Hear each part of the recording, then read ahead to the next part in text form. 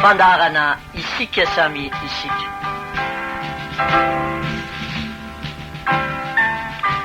Fandarana vokarintsika samy tanora ary natao hifampitaizantsika samy tanora.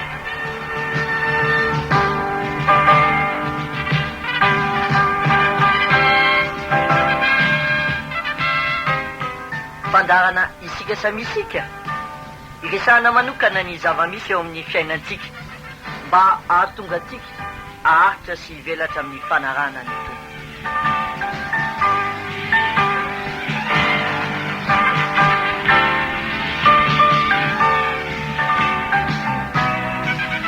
Arahinao isaky ny sabotsy arivo eto amin'ity onjam-peo maminao ity.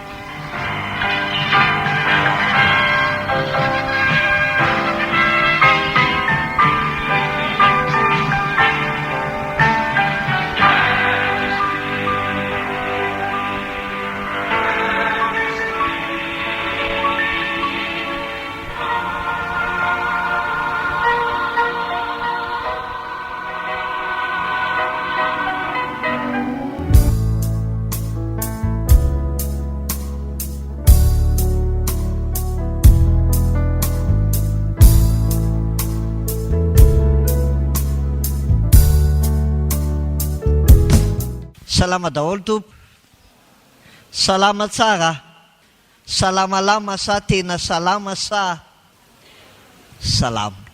Ny faniritsika dia samy salama saina, ny salama vatana, ny salama ara petsepo.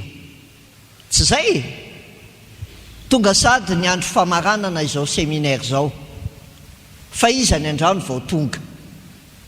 Mba tsy agnato kely ny tanana hoe za tena androany vao tonga, ray, roa, telo, efatra, dimy, enina, fito, valo, sivy, folo, raika ambin'ny folo, roa ambin'ny folo. Faly miarabanareo dia mananteny zay fa nafara ny ary androany dia afaka mahazo zay tandrify antsika isika tsiraray avy. Ary iza nefa teto nandritra an'izay 5 andro zay mba tsy hagnano hoe ny tanany azafady 70%. 5 ny antony mahatonga antsika manao le séminaire dia zay efa teto ny mamerina, satria tamin'izay nianatra nampianatra dia zao ny tenenina anay hoe enseigner c'est répéter. Ny mampianatra dia mamerimberina. Ao ary inona ny antony voalohany? Hitako hoe nisy voray satria inona voalohany? Mampafantatra fa misy zany ratra anaty zany ary tena ngeza be ny vokatra zany eo amin'ny fiainan'ny olona anankiray sy ny manodidina azy. Conscientisation fa tena misy io ary enjana be ny fiantraikany io. Inona ny antony mahatonga antsika manao an'ity séminaire ity? Faharoa. Inona ny antony faharoa? Manomboka tsisy ny teny tsony. Inona ny mahatonga an'ilay ratra ary inona ny vokatry ny ratra eo amin'ny fiainan'ny olona anankiray? Antony fahatelo, mba hahatonga antsika ahatsapa ny fihetsiky ny olona maratra, mba hicomprendre an'ireny olona ireny antsika hoe fa maninona izy manao an'izany fihetsiky izany, maninona ny ohatran'izany ny fomba fiteniny, maninona ohatran'izany ny fomba fiainany, dia nde tsy fidiny azy ny ohatran'io fa vokatry le inony ratra ao anatiny. Dia mila compréhension be reny olona maratra reny. Ny fahaefatra, ahatonga antsika sahiatrika n'inony ny ratra misy eo amin'ny fiainantsika dia andray inony fanasitranana. Ary ny fahadimy farany, mba hahatonga antsika olona tompona andraikitra ka rehefa miaina dia tsy hitondra inony ratra ho an'ny manodidina anao fa hitondra fanasitranana amin'izay maratra ihany kosa. Zay le izy andro voalohany inona atao hoe fanasitranana ny ratra anaty, dia tao anatin'iny resantsika hoe ny atao hoe ratra anaty dia ao anatin'ny tsy ao amin'ny vatana, tsy olona ny fanahy fa olona n'inony ny aina na ny amina, satria ao amin'ny amina ny olona no misy ilay ratra dia rehefa maratra ny ainy ny aina dia tsy mahazo aina ny fiainan'ny olona. Dia rehefa maratra ny olona dia manjary maninona misy fiatraikany amin'ny fomba fijery ny tenany.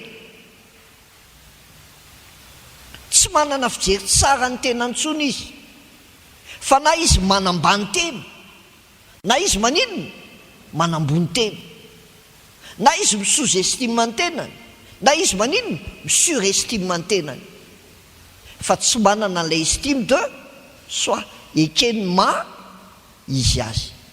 Misy fiatraikany amin'ny fomba fijeriny eny izy miafo,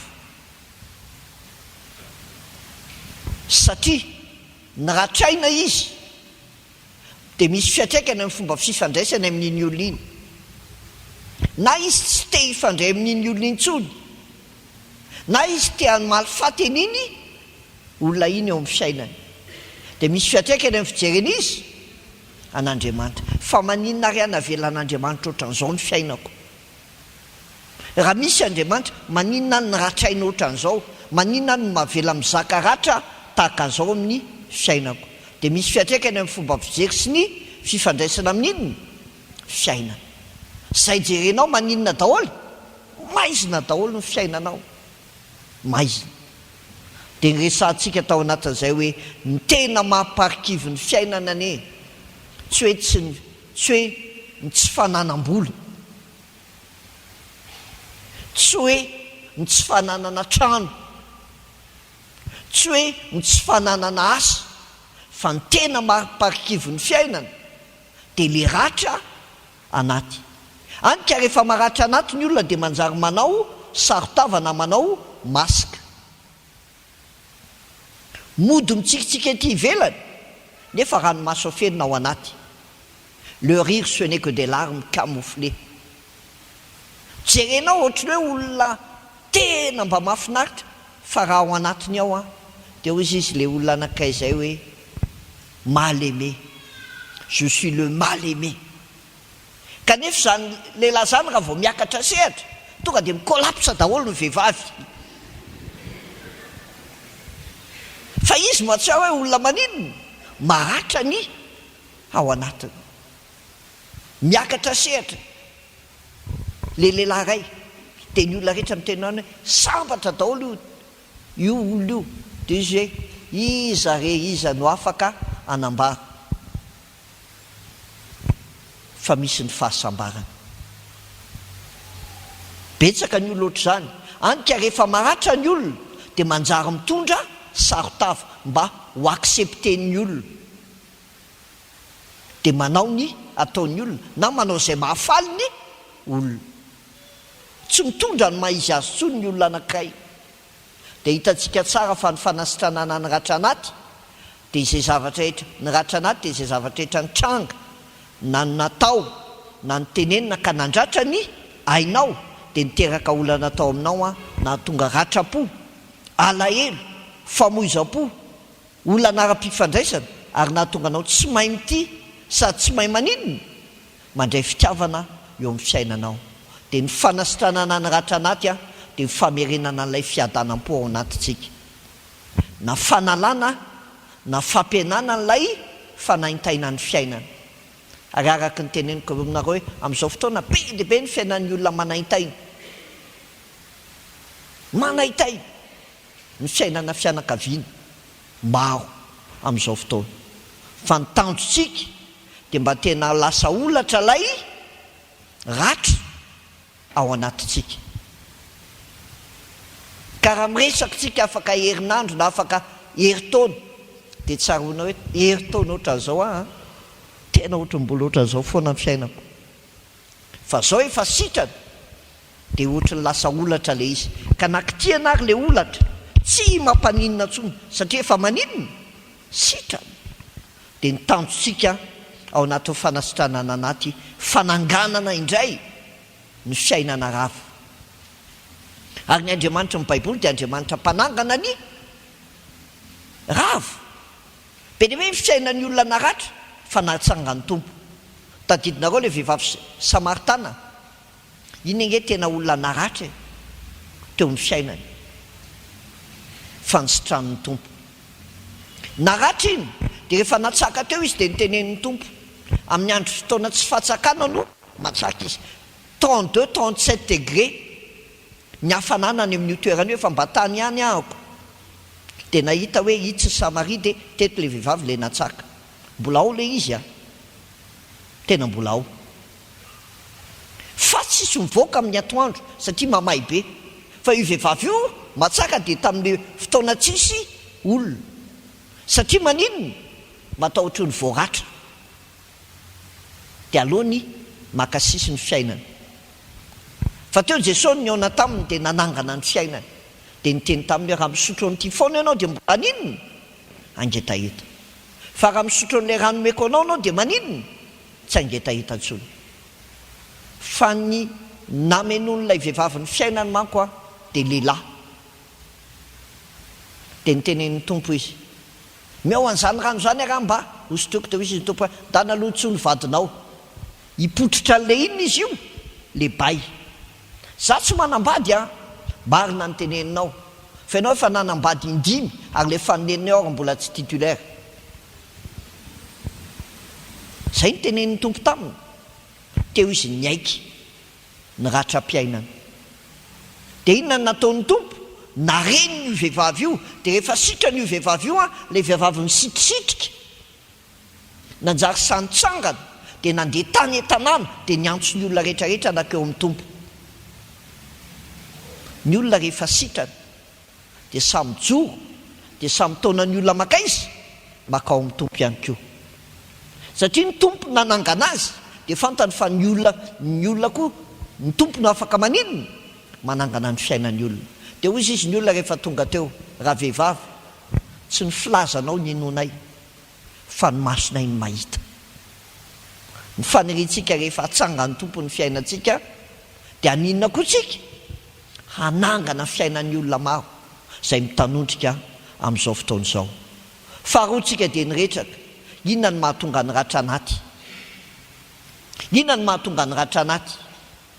Dia ny mahatonga ny ratra anaty dia ratram-pitiavana teo amin'ny mpivady, na teo amin'ny mpifankatia, na teo amin'ny mpisipa. Satria mba nanantenanao sipa hiditra amin'ilay hoe Société internationale pour les amoureux, dia nanantenanao sipa mba hitan'ilay silam-panahy. Aika rehefa niditra tao dia tatsan'ilay sipa SIPS mbaiko ihany na dia mipitsika, dia naratra teo amin'ny fiainana. Na nanambady ihany, dia rehefa nanambady dia tena ohatrany tsy ho faty.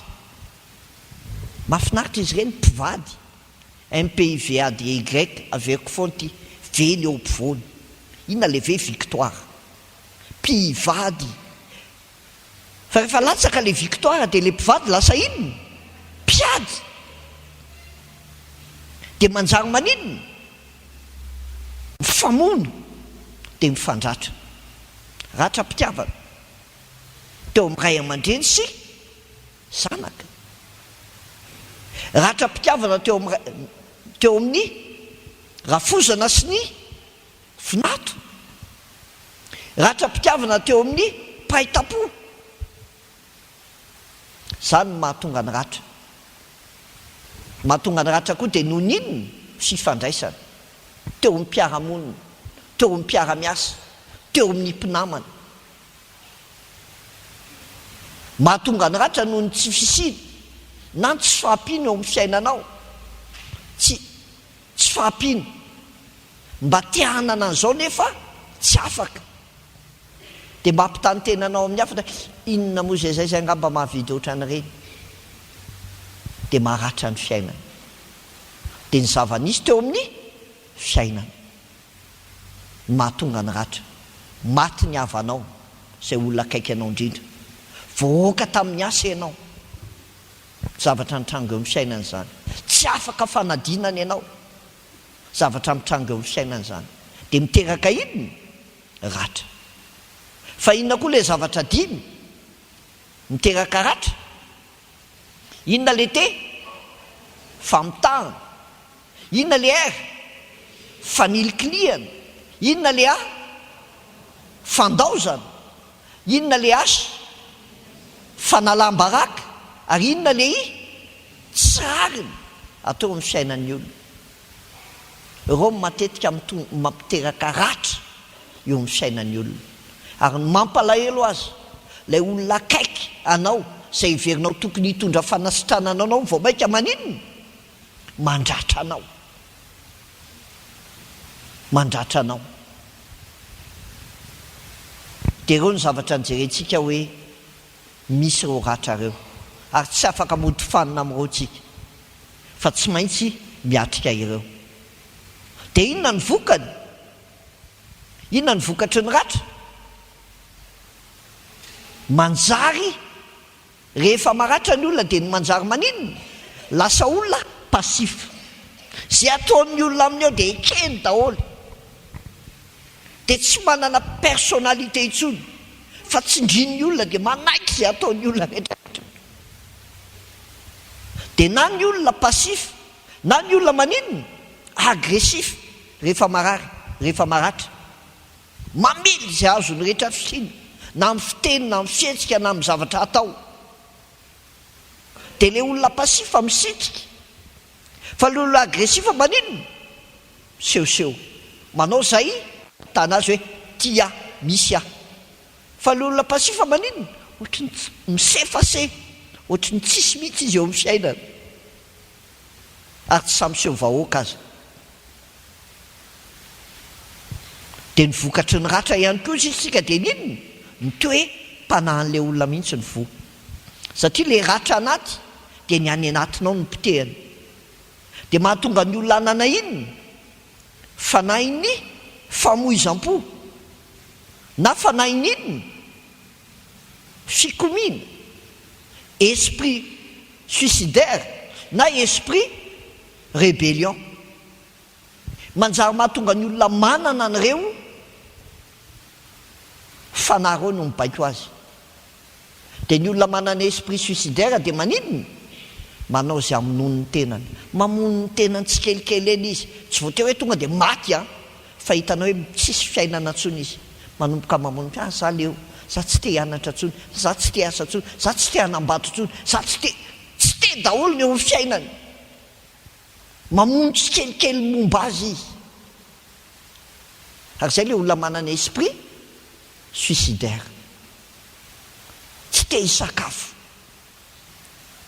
tsy te hilalao, tsisy zavatra tiany atao intsony eo amin'ny fiainany. Mandetika lavaka ilevena. Ny sasany ary moa dia tena tonga dia ataony piko vita. Rehefa tena lasa extrême le olona. Fa ny sasany indray maninona? Le esprit rébellion, tsy suicide fa inona? Homicide. Tsy ny tena indray ny vonoiny fa ninona? Mamono olona. Ka le mamono olona tsy voatery hoe amin'ny antsy na amin'ny basy fa amin'ny fomba fiaina, fomba fijery ny mamono, fomba fiteny ny mamono, fomba fanao ny mamono. Fa misy koa tena maninona? Mamono mihitsy kastanana eo amin'ny fiainany. Zany ny vokatry ny ratra eo amin'ny fiainan'ny olona. Dia inona ny mila atao raha te ho sitrana ho zizitsika? Tadidinareo ve? Inona ny mila atao raha hitanao fa maratra ianao, nisy vokany teo amin'ny fiainanao le ratra? Inona ny voalohany? Miaiky fa maratra. Ary ianao ihany mila manao inona? Diagnostika ny tenanao.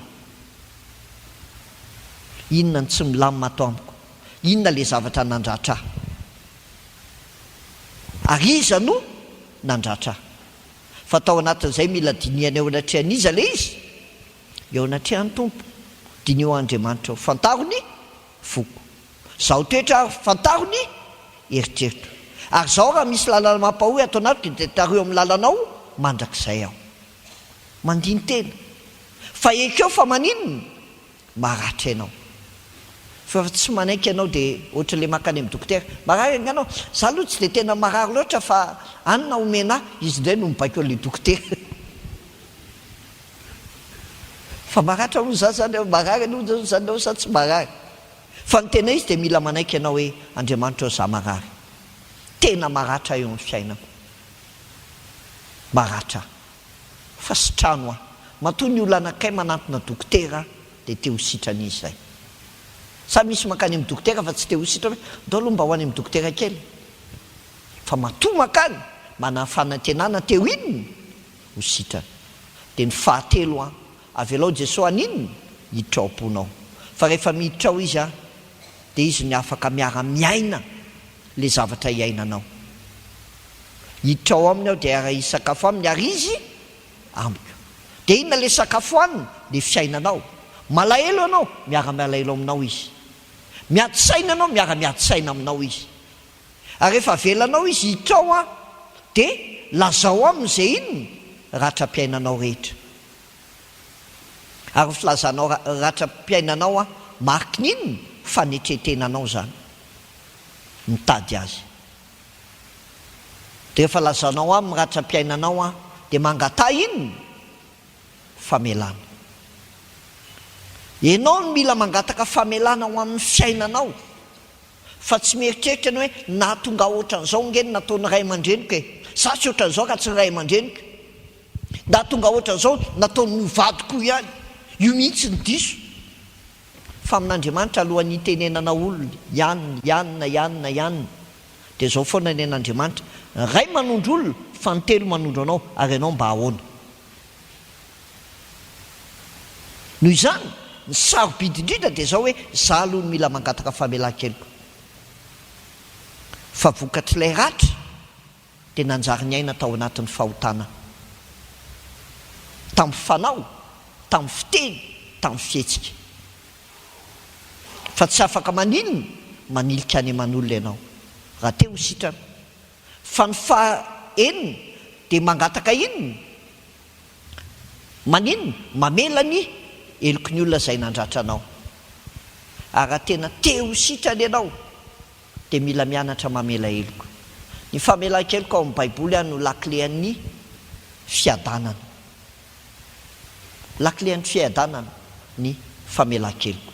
Dia inona ny fanafody ozy isika? Ny fanafody tsara indrindra dia ny hazo fijaliana. Satria Kristy nitondra ny aretintsika, sady nivesatra ny fahoritsika. Kanjo isika kosa nanao azo ny kapohina sy nasian'Andriamanitra, fa nitondra ny aretintsika tokoa izy, sady nivesatra ny fahoritsika. Raha nisanisan'ny nasehoan'Andriamanitra ohatra ny olona naratra tetỳ an-tany, dia ilay teny tonga nofo ka niara-nonina tamintsika. Izy zany Jesosy Kristy. Jesosy Kristy vao tany ekibo dia naratra. Tadidina hoe manompoka izy naratra any ekibo, fa Jesosy Kristy koa ny ainany zany, satria vao tany ekibo izy efa tsy niaksepteny Josefa. Tsy zanako ahoana ny anaiky an'io? Tany izy dia tratra n'inona? Rejet. Azosika tsara. Teraka indray izy dia natao iny olona, nenjehan'ny olona, dia nentina nitsoaka tany Ezipta, satria tiany olona naninona? Novonoina, injustice. Zaza tsy manatsiny, tsy nanintsaniana dia hoe vonoy. Dia ny génération rehetrarehetra moa maty. Lehibe indray izy dia natao iny namany? Vadiany namany. Ny vadiany izy Jodasy narary ny aina. Teo ambony hazo fijaliana izy naninona? Voatifitry ny totondry, voarora. Ary teo ambony hazo fijaliana izy voalatsa. Mba namonjy ny olona zao ny tena anao raha mahavonjy telo. Nahazo azy daholo le trahi. Azo zareo inona le te? Inona le R? Inona le A? Inona le H? Inona le I? Nahazo azy daholo. Fa maninona ary navelan'Andriamanitra nahazo azy zany e? Satria tsotra. mba ahafahany mitondra ny problema atsika. Ny olona be dehibe, ny olona be teoria indrindra fa mpitoroteny. Oa zavatra tsy nyaina akory dia oa. Ka rehefa ianao mbola tsy nyaina dia tsy afaka tena maninona micomprendre an'ilay olona ao anatin'ilay situation. Fa ny an'Andriamanitra tsy zany. Ny Andriamanitra ny Baiboly dia Andriamanitra pragmatika. Ny anazy fiainana fa tsy teoria. Ary raha fiainana dia nasaina ninona ny zanany? Ny ainany zany. Mba ahafahany maninona? Manasitrana ny olona ao anatin'izany. Azonareo ve zany? Fa Jesosy no tena micomprendre ny ratranao. Sy afaka manasitrana ny aretinao. Ary izay no mahatonga antsika miteny hoe sitranao dia sitra, finjeo dia fa ianao no fiderako. Nahatongavan'i Jesosy moa dia aninona? Amonjy. Nahatongavan'i Jesosy dia aninona? Anasitrana. Ary nahatongavan'i Jesosy dia aninona? Anafaka. Ka ny kristianina feno épanoui dia kristianina pardonné, guéri, délivré, libéré. Ireo ny atao hoe kristianina soafeno, voavela heliko, sitrana ary afaka. Fa misy kristianina voavela heliko fa mbola maratra. Dia maninona? Mandratra foana ny fiainany. Misy kristianina efa voavela heliko fa mbola maninona? Voafatotra. Iny ve tena efa ao mitombo tsara mihitsy maninona ary izy mbola manao an'izao? Ka izy ohatry ny Lazarosy tamin'ny voalohany fa tsy le Lazarosy faharoko. Ianareo ilay Lazarosy voalohany mitsangana tamin'ny maty any. Fa naninona? Mbola mifatotra. Fa ahoana hozy izy ny tompo? Fa ao ny fatorany. Dia zany no tanjon'Andriamanitra ho atsika. Fa inona ary no resantsika androany? Ny olona sitrana dia maninona? Maninona? Ny olona sitrana dia maninona? Manasitrana. Ka isika rehetrarehetra ny mila mirinana indray fanasitranana. Dia rehefa nandray maimai-poana ianao dia mila maninona? Tsisy consultation mihitsy teto hoe zao zany mividy ny consultation. Fa manai-poana nanasitrana ny tompo anao. Dia maimai-poana koa ny mila maninona? Anasitrananao ny hafa eo amin'ny manodidina anao. Satria ny Andriamanitsika dia Andriamanitra maniraka olona anoho ny zavatra nataony. Nefa mialohan'izay ahoana aloha ny ataontsika mba hiazona ninona? Fanasitrana. Io manko tsy zavatra aty hoe sitran'indray mandeha anao dia sitranao dia tsy maratra tsony eo amin'ny fiainana. Raha mbola ety an-tany ianao maratra foana. Za zay 3 semaines namonao manan'ity fampianarana ity séminaire ity. Fa tao anatin'izay dia misy sendra be lehibe nasehon'Andriamanitra teo amin'ny fiainako. Mahazaka adona sa tsy mahazaka? Seho teteny mampianatra hoe fanasitranana anaty. Asian'Andriamanitra zavatra mandratra anao mihitsy eo amin'ny fiainana. Zavatra mitranga vao tonga zao maly tany an-trano. Jereko tsisy olona ao an-trano. Telefona kay moa nataoko vibreur taty. Jereko misy appel be hoe faizinareo aty amidigy fa ahoana tapaka transmission automobile. Zarainao Jesosy za vao avy nanao ny asanao dia inona ny problema sehoanao anazy sady. Faizaranao. Fa zay le izy. Mahazaka avenao zavatra mandratra anao ny fiainanao. Fa tsy hoe rehefa miaraka amin'Andriamanitra anao dia tsisy zana-tsipika alefa ny Satana eo amin'ny fiainana. Misy foana zany eo amin'ny fiainana. Fa ahoana ny azonanao an'ilay fanasitranana. Fa tsy maintsy mahazaka adona ny kristianina. Fa ny olona maratra ny tsy mahazaka inona? Zavatra midona eo amin'ny fiainana. Tsy mahazaka. Inona ary ny atao hoe voalohany dia zao. Ao amin'ny Kristino aoky Kristino eo voany fihetseponao. Ao amin'ny émotion anao avelao kristiany zaka ao anatiny eo. Fa raha ianao dia ny émotion miovaova. Miakatrakatra izany le rehetra, midigidiny izany le rehetra. Zay le hoe olona misy rivotra. Dia efa misy rivotra ny olona manahirana be miaraka aminy. Tapitapy koa dia tsy ahoana. fa rehefa miaraka amin'Andriamanitra te ho sitrana aza velany rivotra no mameno anao fa lao fenon'ny Kristy feony dia zao le izy. Filipiana 4:4-5 mamaky ianareo amin'ny anaran'ny tompo manao hoe aoka fantatry ny olona rehetra ny fandeferanareo efa mbiakaiky ny tompo. Maninona azafady? Raha te hiazona fanasitranana aoka ho fantatry ny olona rehetra ny fandeferanareo. Ny olona miazona ny fanasitranana tsy olona miziriziry fa ny olona manetry tena mandefitra. Fa ny tompo tetỳ an-tany nandefitra, ny tompontsika naratra fa tsy mba nandratra. Azo zarao noratraina izy fa tsy nandratra olona fa nanasitrana olona. Fa rehefa Kristy koa nataontsika ao anatin'ny fotsika dia izay no izy. Fa inona ny atao? Faharoa mamakytsika aza manahy na inona faoka ny fivavahana sy ny fona mba amin'ny fisaorana noentinareo manambara ny fangatanareo amin'Andriamanitra amin'ny zavatra rehetra. Aoka olona feno vavaka, aoka hifona rehefa manao ny diso, aoka ho feno fisaorana ny toe-ponao, dia sahy mangataka amin'Andriamanitra koa nefa misy fotoanany tsy zakako a tena ohatry ny tena tsy nety tamiko kosa iny a sahy miteny izany amin'Andriamanitra fa izy no hampianatra anao rehefa avy eo. Ary farany dia rehefa mivavaka ianao mandefitra ianao inona ny fiatraikany eo amin'ny fiainanao.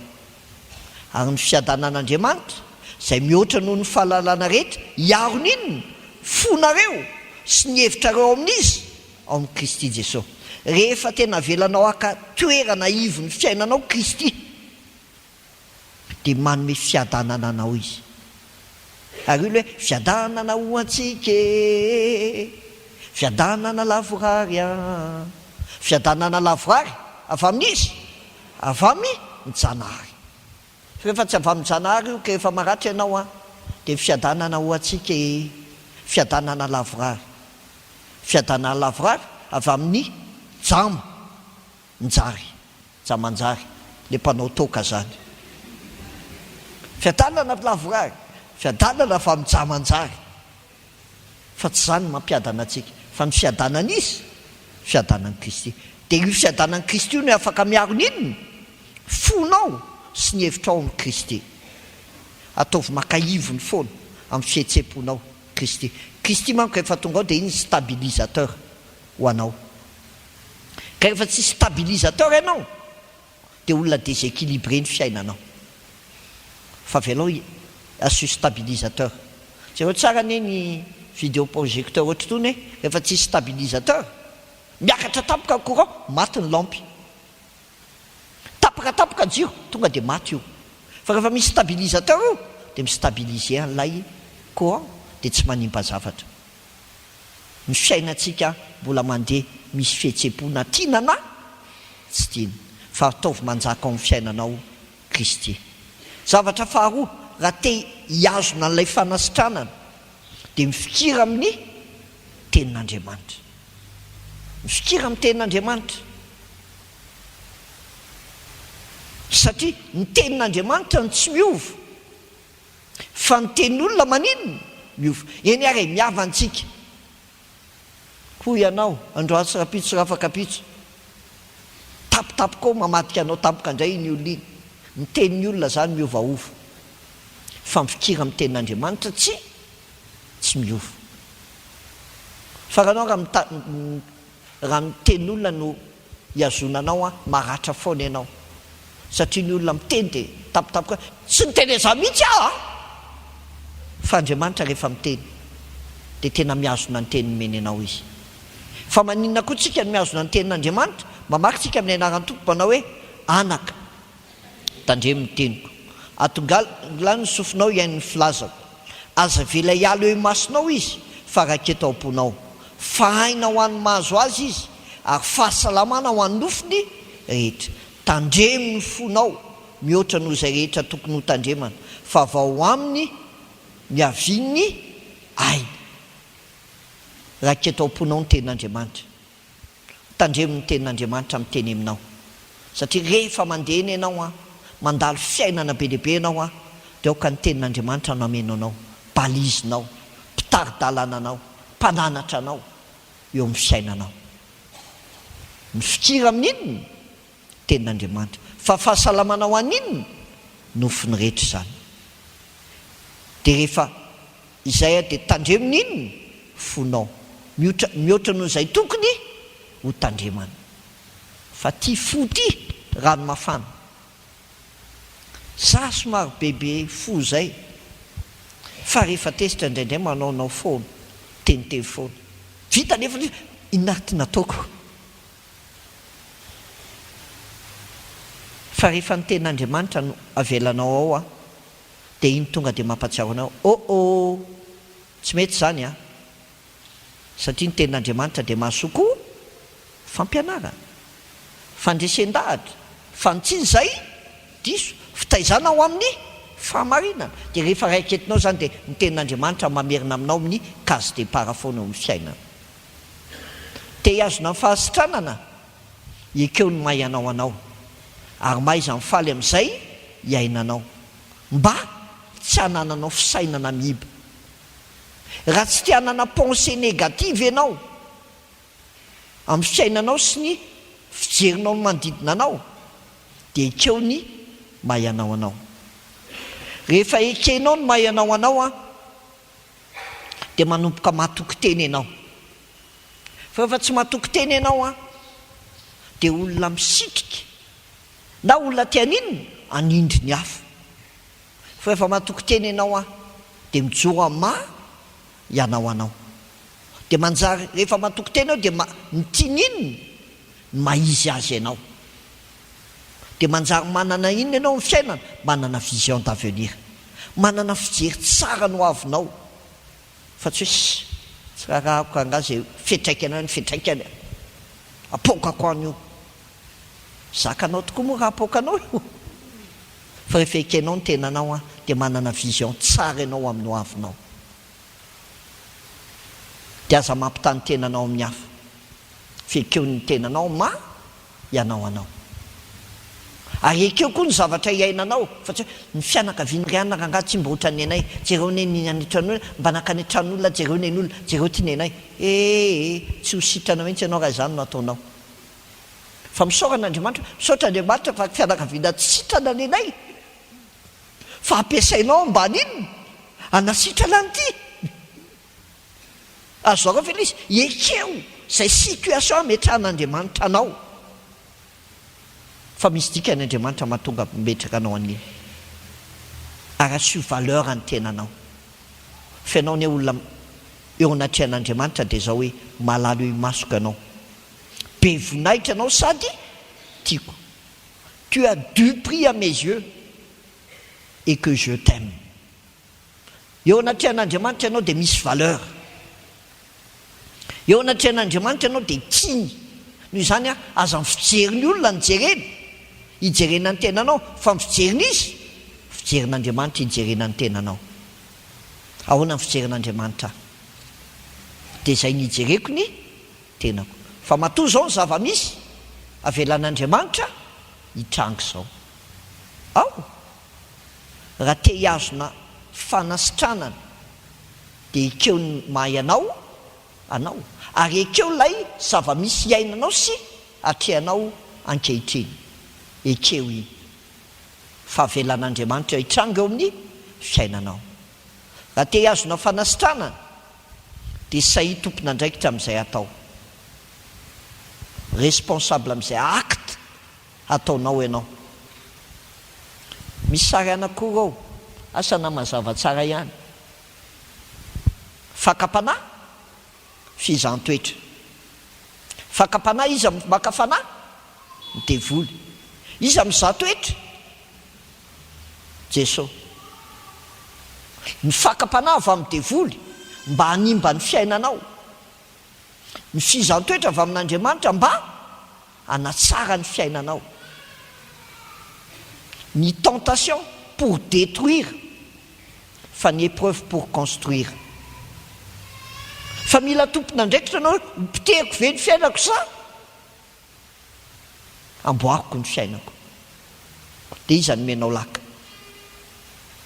fa sa io tompona ndraikitra fa tsy hoe rehefa misy zavatra mitranga dia za efa tsy te hanao ani fa ny olona no mitarika ahy za efa tsy te ho tezitra fa le olo reto mahatezitra non responsable amin'ny zavatra ataonao anao fa za ilika izy ny olona ny mahatonga zao anahy mazava ny tenin'ny Paoly tsy misy fakambanao izy nazo anareo afa-tsy zay zakany olombelona nefa mahatoky Andriamanitra fa tsy hamela anareo alaim-panahy mihoatra noho izay zakanareo fa momba ny fakam-panahy dia asiany lalana ahafahanareo koa mba azakanareo izany amin'ny diam izy ny tena tiako be mba mamaky ihany baiboly diam fa tena mahafinaritra ozy izy amin'ny baiboly diam tsy nisy fakam-panahy ny anjady taminareo afa-tsy zay mpahazo ny olombelona tsy hoe za ihany niara zao non izy miteny hoe enao ihany niara zao tsy enao ihany fa be deaibe koa ny olona mandalo amin'io zavatra iainanao io fa rehefa everinao fa enao ihany manko dia enao zany ny tena maninona loatra ny ampanovina zany non tsy nisy fakam-panahy ny anjady taminareo afa-tsy zay mpahazo ny olombelona zany hoe mpahazo ny olona rehetra zany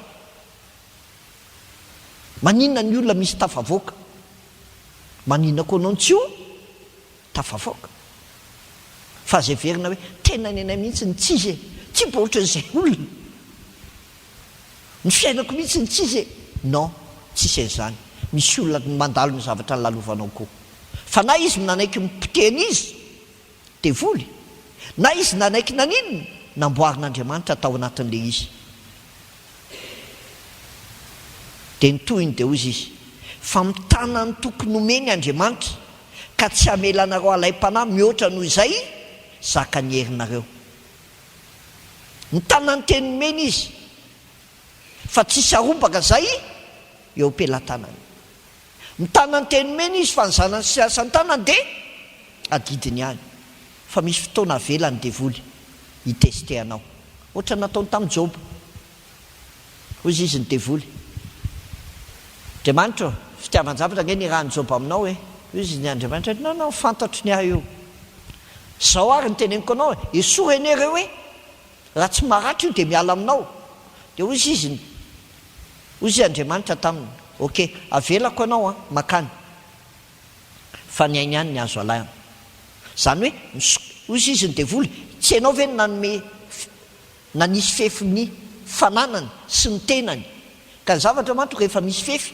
dia inaccessible tsy azo idirana fa ny sokafan'Andriamanitra ary le fefy zay Satana vao naninona tafiditra inona ny zavatra nitranga naratro Joba fa in'Andriamanitra hoe atsaizany limitiny Joba dia natsahany hatreo ary zay le izy hoe fa mitana ny tokony omeny Andriamanitra ka tsy hamela anareo alaim-panahy mihoatra noho izay zakan'inona herinareo matoa io reto mahavelan'Andriamanitra aminao zakanao io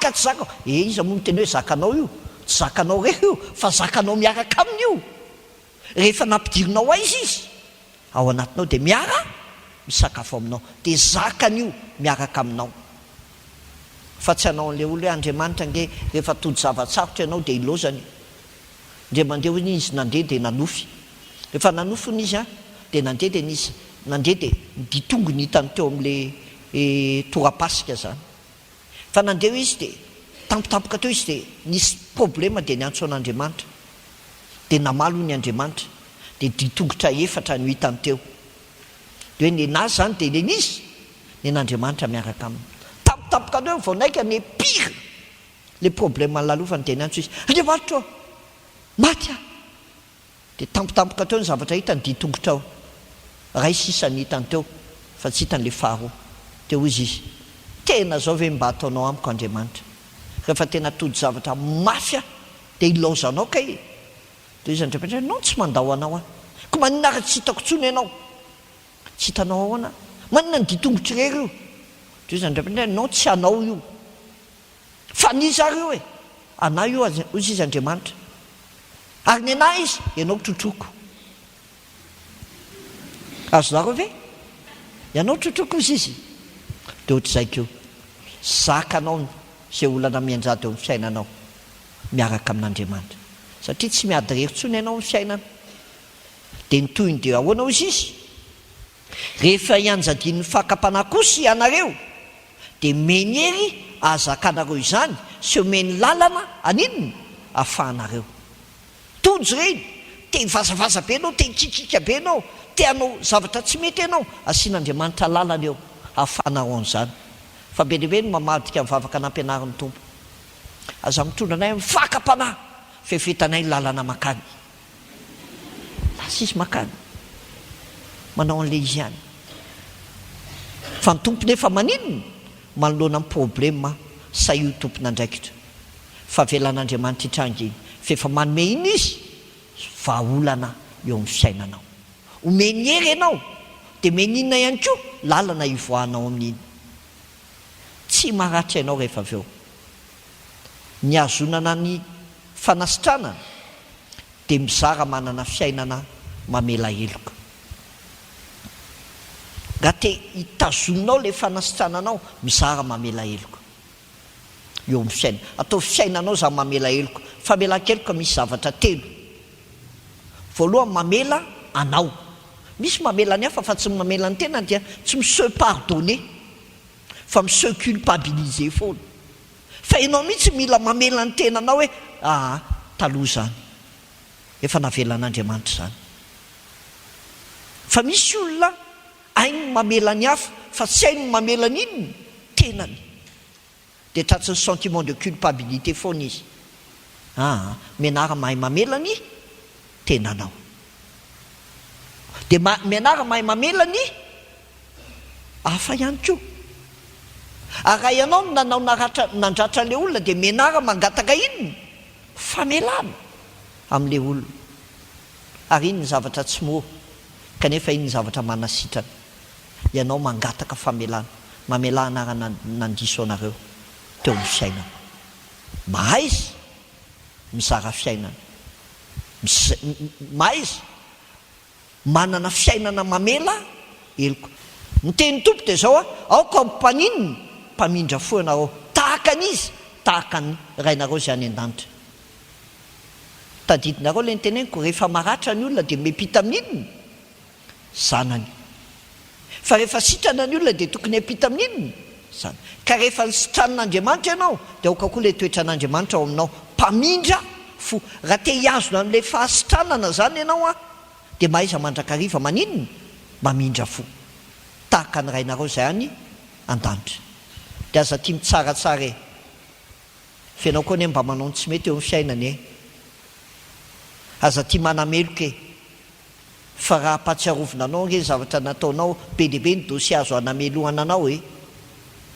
fa raha te ho sitrana dia mianara mianana fiainana mamela heloko mizarana zany eo amin'ny fiainana dia le izy zarany raha te hiazona ny fahasitranana dia avelao ny lasa fa manana fiaina baovao aleveno lay ratranao aleveno lay lasanao fa meteza ana fiaina baovao tanareo i Abrahama rehefa naratra maty Sara dia zao ny teneniny vahiny sy mpivahiny zay eto izy fa mba omeo tany eto aminareo mba handevenako ny vadiko tsy eto anatrehako aninona hozy izy andevenako ninona tsy ho aiza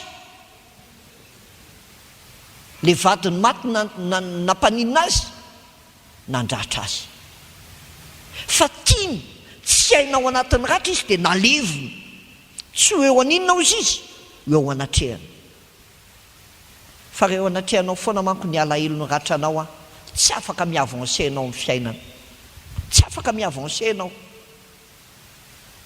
fa na ny fiainanao eo dia mitanisa n'inona lasa tsy afaka hiatrika n'inona ho avy ary zany ny atao hoe misaona na manao deuil alevinao le izy dia afaka mirepartira zéro ianao fa be dehibe ny tsy mandevina ny ratrany tsy tsy miontery fa midetery, aletiny de avoaka indray, alevony de poarany eo indray. Alevenino ratranao mba hanalan'inony alahelonao, tsy ho aizy eo anatrehanao. De jereo tsara fa rehefa naleviny Abraham iny de afaka ny revivre izy, nana joie de vivre izy, de nanjary nanambady fanontelo, nanambady indray izy avy eo. De izy avadiny Abraham rehefa maty Sara, ketora de mbola nananjanaka anaky enina indray i Abraham atao orinan'iny, ny revivre, nisy espoir, fa tsy hoe de vita fa maty le batena tiako hoe de sosany sisa fiainako de iandry zay afatesako eto aho. De misy koa manao an'izany, ny ratra ny fiainana hoe inona fa de ty zany de entina mandramaty, aleveno mba hahafanao miazona le inony fanasitranana, de mba hahafanao miazona le fanasitranana de aza misaina ny lasa fa mibanjina ny ho avy. Fa mazava ny tenin'Andriamanitra aza mahatsiaro ny lasa na misaina ny taloha. Indro efa nao zava-baovao anoloanao ko ankehitriny efa miposaka zany, tsy alala izany va ianao, eny any enefitra no anaovako lalana ary any amin'ny tany lao no asiako ony. Incroyable mais vrai. Any amin'ny désert misy source, any amin'ny désert misy autoroute. Fa nataon'Andriamanitra zany eo amin'ny fiainantsika rehefa tapidalaka le, fa aza misaina n'inony lasa, na mihevitra n'inony taloha lasa. De rehefa lasa iny de aza tany sainao amin'le olona nandratra anao tsony, kiny ary zao nataonao, angatsy tadidiko foana iny e. Ianao zany mitovy amin'le raiky alary le hoe je pardonne mais je n'oublierai jamais.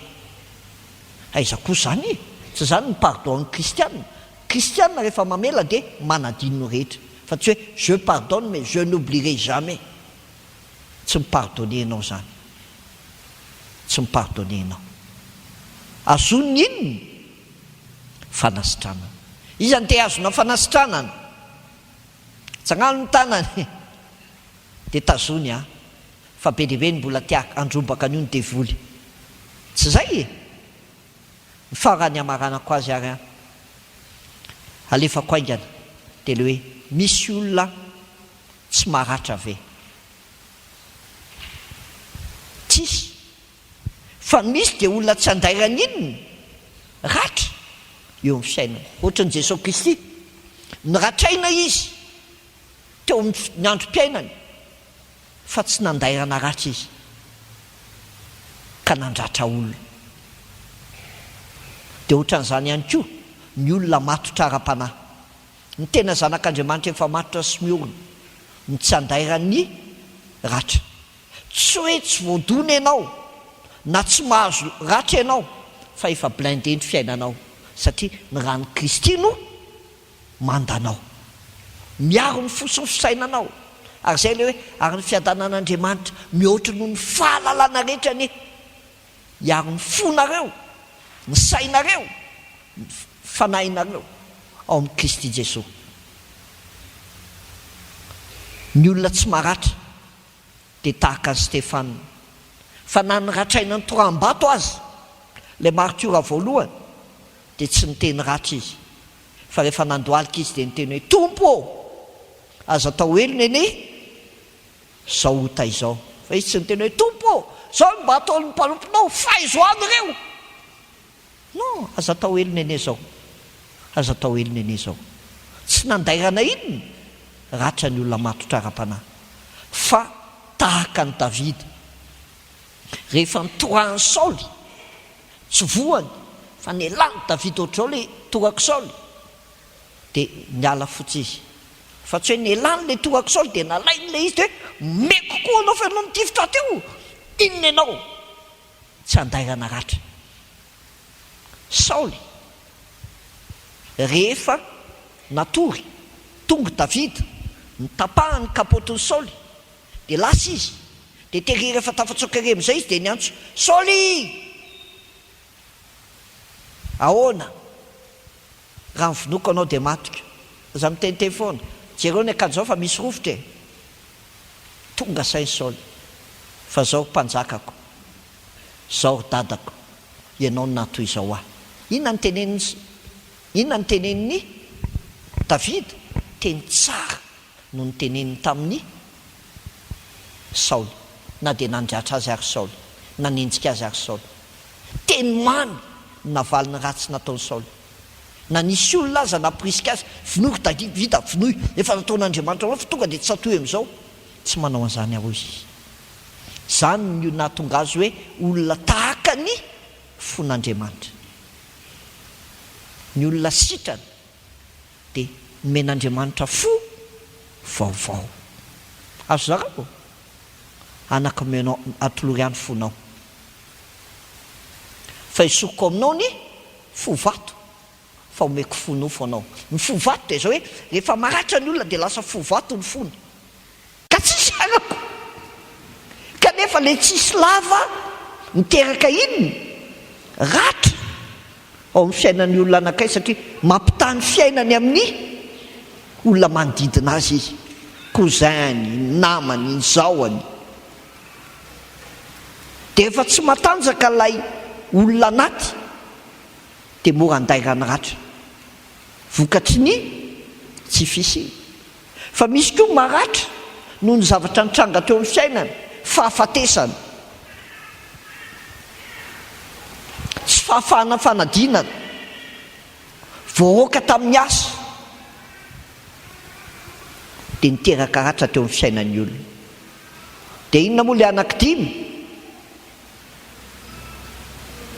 Faharoa, fahatelo, fahefatra, fahadimy, ireo koa no miteraka ratra amin'ny olona. Dia rehefa maratra amin'ireo ny olona, mety tamin'ny fahazazany, mety tamin'ny fahatanorany, mety tamin'ny fahalebiazany, dia manahoana ny olona rehefa maratra? Anakoa ny karazan'ny olona manoloana ny ratra. Na ny olona maninona miaritra, dia lasa olona pasif eo amin'ny fiainany. Zay ataon'ny olona rehetra, ko maninona ko? Kinona ny azoko ataoko? Dia mahatsiaro maninona eo amin'ny fiainany? Resy. Dia manjary misubira zavatra be dehibe fotsiny fiainany. Dia rehefa miaritra dia tsy samy mampiseho ninona intsony, maizy azy, misitrika, tsy mampiseho ny maizy azy.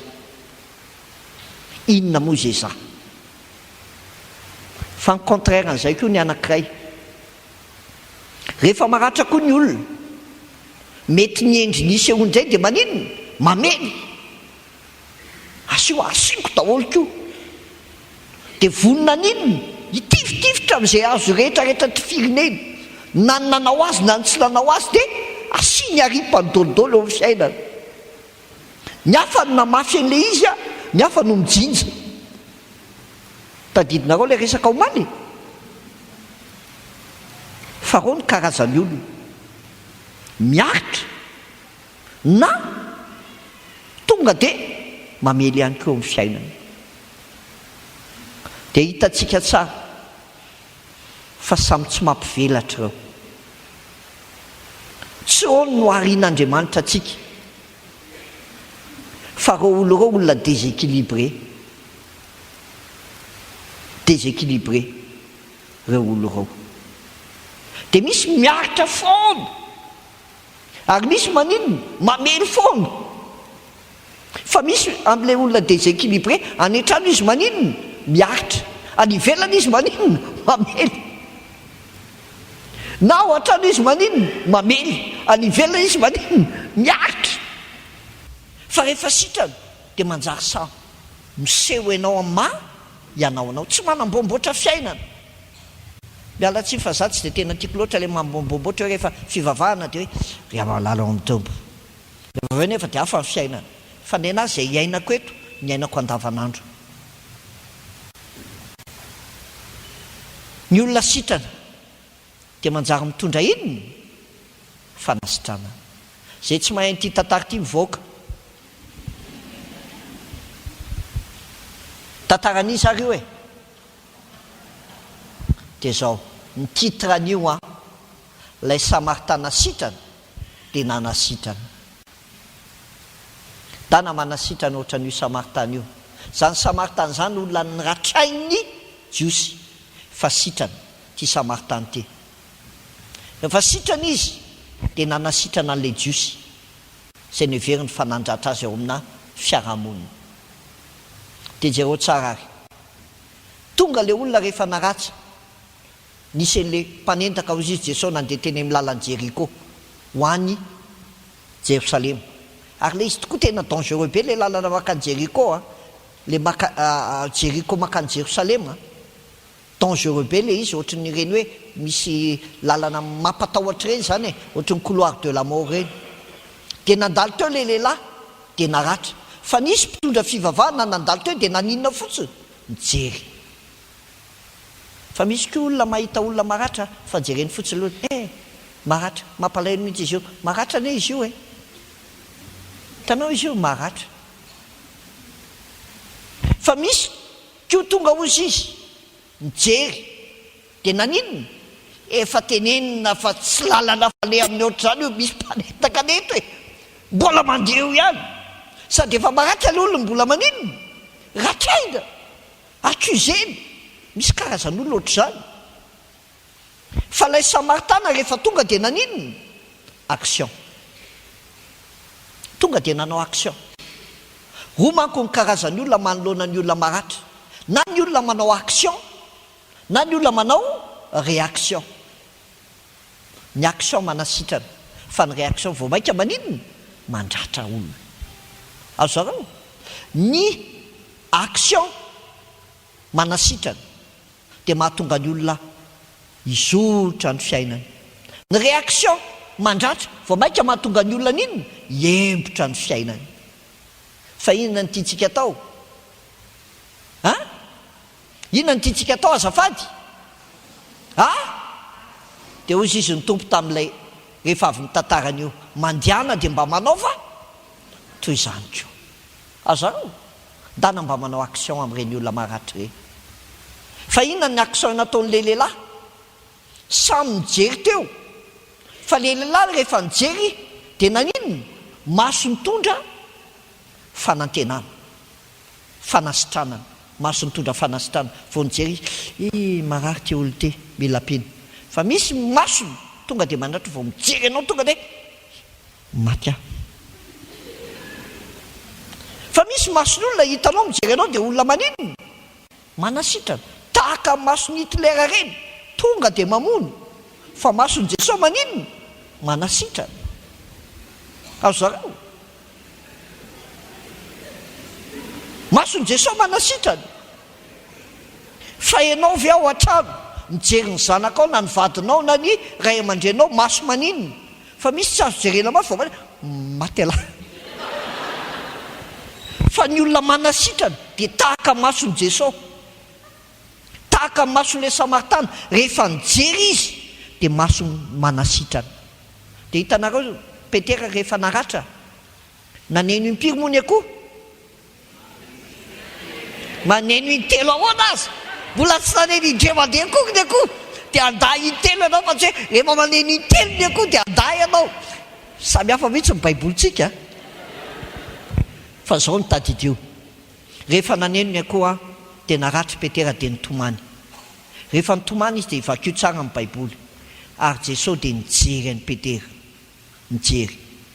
Dia Petera koa nijery an'i Jesosy. Fa rehefa nijery azy ny tompo, tsy nijery tenina hoe tsy efa niteny aho. Fa masona ninona? Masona nasitrana. Dia nitomany Petera.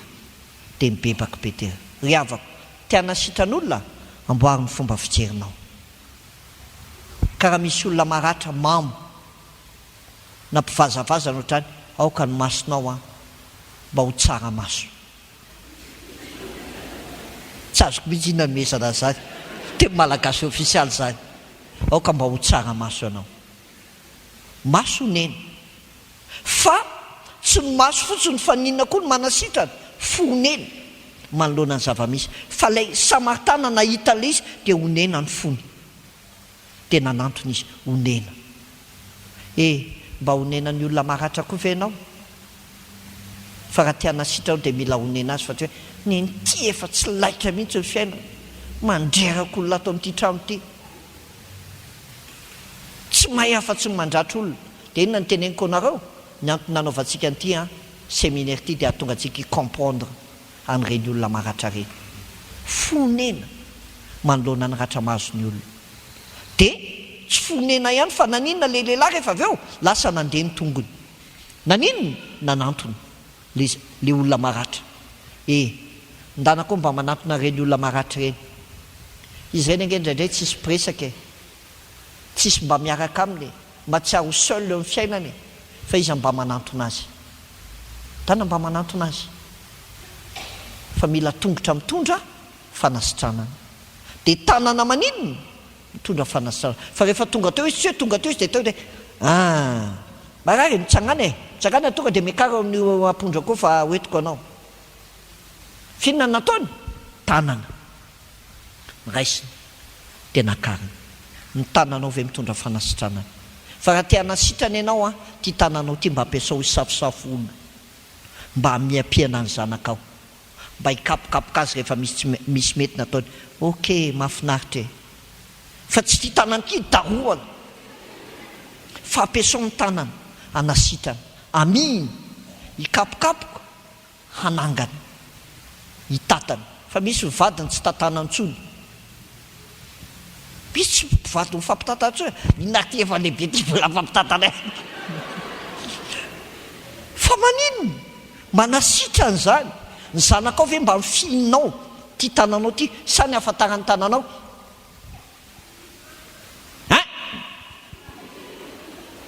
sa ty tanany ty misafosafo ampiasao ny tananao hitondra fanasitrana tahaka ny lehilahy fa rehefa tonga le lehilahy koa dia nakariny teo ambonylay ampondrany dia nisitranana fa fanananao ve mitondra fanasitranana fa be dehibe ny olona maratra fa ampiasao zay anananao anasitrananao olona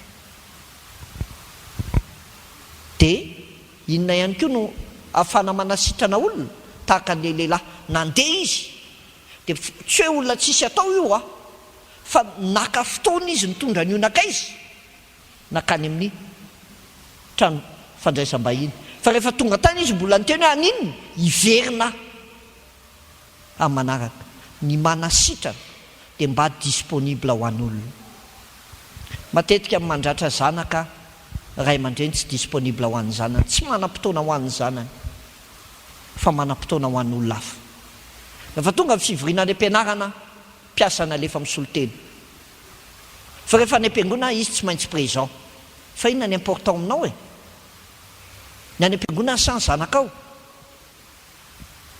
fa Andriamanitra tsy manao an'izany ny zanakao aloha vao ny fanomponao any ivelany fa raha zany cinéma fotsiny aty ianao mandratra any ivelany ianao disponible ho an'olona ampiasao ny fotoana mba maka fotoana ao an-trano iarahana fa manasitra an'izany omeo fotoana ny vadinao meo fotoana ny zanakao mba maka fotoana miaraka amin'ny ray aman-dreninao maka fotoana amin'ireny olona sitrany reny maratra reny fa le lehilahy mitondra fanasitranana dia navita ny s'investir tia ny vola omeko fa mbola hiverina amin'ny manaraka ny manasitran'olona investissement io tena investissement io fa manana fotoana amin'ny s'investir mba mitondra le vadinao manao vacances na ny zanakao miditra restaurant hiconsidérena azy hoe tiako konenareo misy lanjany manana fotoana rehefa mba anniversaire ny dada sy neny manangom-bola dia mividianana zavatra ho azy manasitrana ane zany manasitrana zany fa rehefa vita le tantara dia ahoana hoy izy ny tompo izy ny tena nafinaritra tamin'izy telo le farany dia ahoana hoy izy ny tompo mandiana dia fa iza mainty tenin'Andriamanitra ity inona tsy azo atao mamadika tenin'Andriamanitra va mba havadiko indray izy androany be ny maratsa fa ny mpanasitrana ny vitsy be ny maratra fa mpanasitrana ny vitsy fa androany ny tompo miteny aminao hoe nareo feo avy tany an-danitra nanao hoe iza no irako iza no irakay ahoana ny valiny be ny maratra fa maninona vitsy ny mpanasitrana fa miantso anao ny tompo iza no irako ary iza no irakay de ahoana ny valiny ahoana ny valiny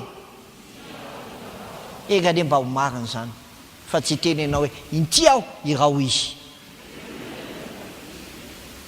fa irahan'ny tompo anao ody hitondra fanasitrana any trano any ampiasana any ampianarana any amin'ny fianakaviana be dehibe ny olona maratra fa ny fiangonanareo tsy mba maratra fa raha maratra irahan'Andriamanitra ko anao atao am-piangonana hitondra inona fanahy sy tranona inona nataoko manona ny olona maratra hamonjy azy hanasitrana azy hanafaka azy ny asan'ny tompo no ataontsika koa mazava ve dia zay no izy samy mahery fa ny raisitsika teto ordre de mission midana fa be dehibe ny olona mila mifojena midana fa be dehibe ny olona mila sitranina midana fa be dehibe ny olona mila afahana fa iza no irahan'ny tompo ianao zay fa manana azy fa ny asa ataoko no ho ataony kozy izy ataontsika hivavaka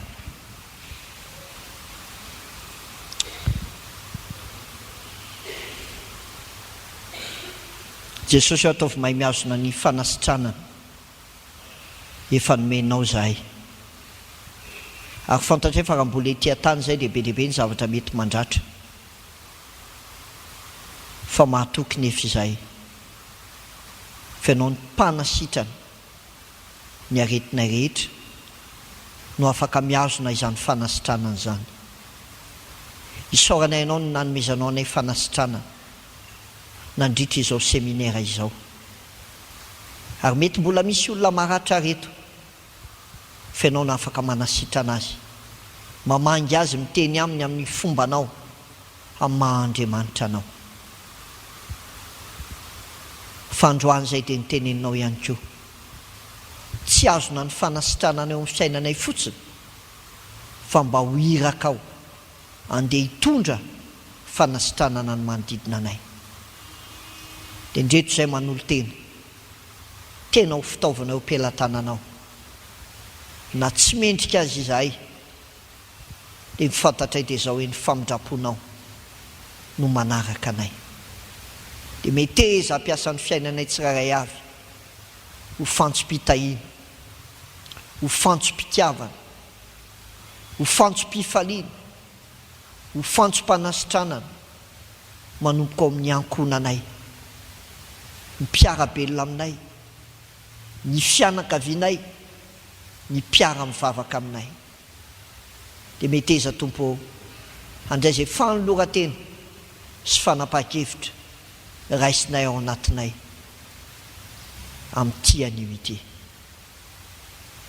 dia misaotra ny fahafanay niaraka teto nandritra izay 5 andro izay fa noho ny famindrapony sy ny fahasoavanao zany dia tehirivo zay rehetra voaranay teto mba hamoa votsara eo amin'ny fiainanay fa raha misy teny tsy avy aminao avy mpanomponao zay tsy mahasoa satria mbola olombelona ihany dia aza velavo sy fakana ny kely akory amin'ny fosiny fisainany reto olo reto izany fa ianao anaisotra zay tsy avy aminao fa zay avy aminao dia tondray tompo hamoa votsara dia raha misy laza raha misy voninahitra dia atolotra ianao rery ihany zany fa ny tsy fahatanterahanay dia hokanirahanao no andrakotra ireny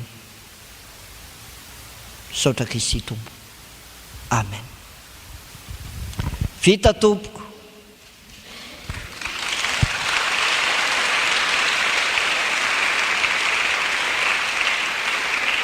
dia samotahin'ny tompo a amin'ny androm-pahavelomana rehetra dia mba ho maro ny hitsangana ho irako ny tompo hoe izany irako ny izany irakay intiaho irao ao hitondra fanasitrana ho tahin'ny tompo ny fiainantsika sy ny ankonantsika tsirairay avy.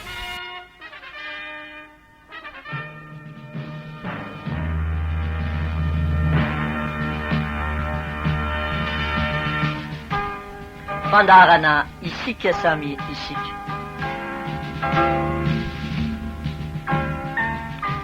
Fandarana vokarintsika samy tanora ary natao hifampitaizantsika samy tanora.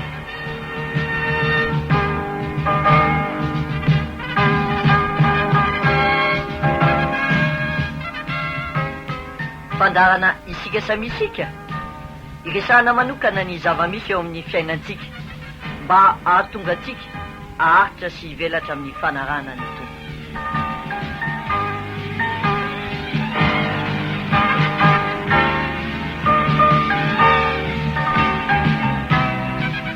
Arahinao isaky ny sabotsy arivo eto amin'ity onjam-peo maminao ity.